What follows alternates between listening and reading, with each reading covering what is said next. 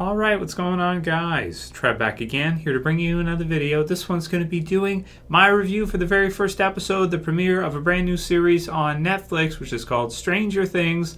This one is for the pilot. It's called The Vanishing of Will Byers.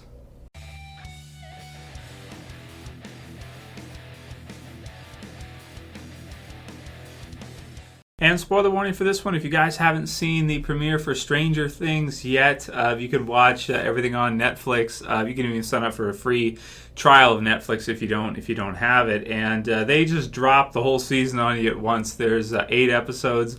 And they just drop the whole thing on you all of a sudden. So it was July 15th, this was released, so it's been a few weeks. And I've heard a lot of people talk about this one. A lot of people ask me. I've had several private messages. I apologize for not writing down you guys' names. But there's a few of you who have asked for a review for it. So I thought, oh shit, man, there's not much on. Definitely check it out and definitely give a review of at least the premiere. Netflix series are always difficult to review, like Daredevil and some of the others, because they just give you a whole season, just boom, there it is, there's the whole season, which is awesome as a viewer. But to do reviews is really hard because either I do like a review of every episode, which would be like 8 videos in one day, which I just it's like impossible to do, or I watch the whole season and then do a review. In this case, I haven't seen the whole season yet, and I figured, you know what, I should get something out there because it might take me a few weeks to watch the rest of the episodes. I'm definitely going to, because I think it's a great series, at least from what I've seen so far as the first 2 episodes. And maybe once I watch the rest of season 1, I will do a recap review of the whole first season. That said, saw the premiere, saw the second episode, and I love this series, man. This one is a lot of fun. So I'll read over the wiki description, and then we'll go over the first episode in case any of you have seen like most of it. Because again, the problem of you watching all of it, you might not remember what part is in episode 1. So chapter 1, The Vanishing of Will Byers. In 1983, in a U.S. Department of Energy laboratory in the town of Hawkins, Indiana, a scientist is attacked by an unseen creature. Will Byers, a 12-year-old boy, vanishes after encountering a strange creature while riding his bicycle home from a Dungeons and Dragons session with his friends. The next day, I love it. The next day, a young girl with a shaved head and a hospital gown appears at a local diner. The owner, Benny, takes pity on her and feeds her before calling the social services. A woman posing as a social worker arrives and shoots Benny. Armed men search the diner for the girl, but she escapes. Will's friend Lucas, Mike, and Dustin find her in the woods as they search for Will. Wow, man. So that's the premiere. That's the first episode. So directed by the Duffer Brothers, created and written by the Duffer Brothers as well.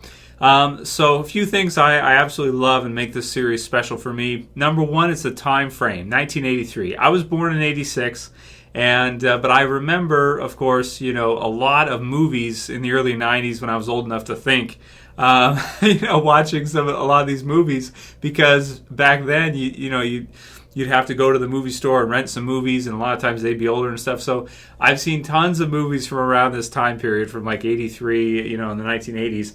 And this one really takes me back, man. It's just very nostalgic, very fun in a lot of ways. The time frame is an amazing choice, I think, nowadays, because it just reminds me so much of a lot of those older movies that I used to watch growing up, and the style and the way they dress, and even the environments and the cars, going around and stuff. Just so old school, so 80s. I love it. It's just awesome, man. So there's that. A lot of fun with the 80s theme. And then we have to play Dungeons and Dragons. It's just so funny. I don't even think really anybody plays Dungeons and Dragons anymore. I don't know. Maybe there are some people. I'm not going to say nobody does. I mean, I'm sure there is still. But nowadays with video games and everything, it's definitely not as common, I don't think, as it probably used to be. Table gaming, this kind of thing. So that's funny. Just a bunch of geeky little kids, eh? So much fun. So you've got them, and I really like to see everything with regards to them and the school and everything. Just really took me back, really reminded me. But also, aside from kind of the environment and the age and the things that they're doing and the way that they dress and everything, also getting to see a series like this. I mean, I haven't watched a series like this in quite some time. I mean, it kind of reminds me of something like, maybe early X-Files, that kind of thing. But very much like there were so many movies in the 90s and in the early thousands. Nowadays, not so many anymore, where you deal with like alien invasion type stuff, or maybe alien thriller, or this kind of deal. Of course, you've got space, you've got Sci-Fi Network and that, so they've got their own series. And I personally don't watch too many of them, but this one, especially when you have the whatever it is, the alien or unseen creature, whatever, I don't even know because I haven't watched all the episodes yet. When you see it, it just really reminded me of some of those older kind of sci-fi thriller type of shows or movies that I haven't seen many of in a long time, which is really fun and really cool. So loved all those things. Loved the environment, loved the age of the kids, loved the age that it's set in, and had a lot of fun with the premiere. I think it's a great premiere because it gets the viewer invested right away, because you want to find out, well, what happened to Will? Like, where did he go? He vanishes. You've got Winona Ryder playing his mother, who's great, really shows a lot of emotion and does a really good job in this one. And she's, really worried about her son. Everything goes missing and everything. You've got Jim Hopper as the police chief, who's really funny. I don't know. I laughed at a lot of stuff early on with him in the episode, because he's just so lackadaisical. He just so doesn't care. And then he kind of realizes as he goes through that, okay, this is serious, and that there's actually some stuff going on, and he actually has to work for a change. Which is funny. Let's see. We got Mike Wheeler. We've got 11. So we've got Elle. So the girl at the diner with the shaved head, who has, is it telekinesis? Ability to move things with her mind, ability to do things like that, nosebleed and all that. So she's an interesting character too, and again, you got kind of the sci-fi aspect there, with also the thriller mixed in, which is really good, and kind of the authorities, the Department of Energy people being after her, willing to kill whoever has seen her, whoever's come in contact with her, to kind of keep the whole thing hush hush, which is awesome. And then the ending, when all the boys, minus Will, find her, and while they're searching for Will. So let's see, who else we got in terms of characters. I'm still getting to know them. Dustin, really funny. Spasm hits the table. That's great. Lucas Sinclair, he's funny. And then we've got Nancy Wheeler as, Natalia Dyer as Nancy Wheeler. And then she's got kind of the fling going with that Steve Harrington kid at school, and he's like sneaking into her room and stuff. It's just some classic, teen romance stuff, which adds to it as well too. It comes with the age, I suppose. Jonathan Byers, Karen Wheeler, and Dr. Martin Brenner. We've got Ted Wheeler and Steve, like I said, Steve. And, of course, some others as well, too. But those are the ones that I'll go over. So, after seeing the premiere, I enjoyed it a lot. I'm going to give it a 9 out of 10 to start.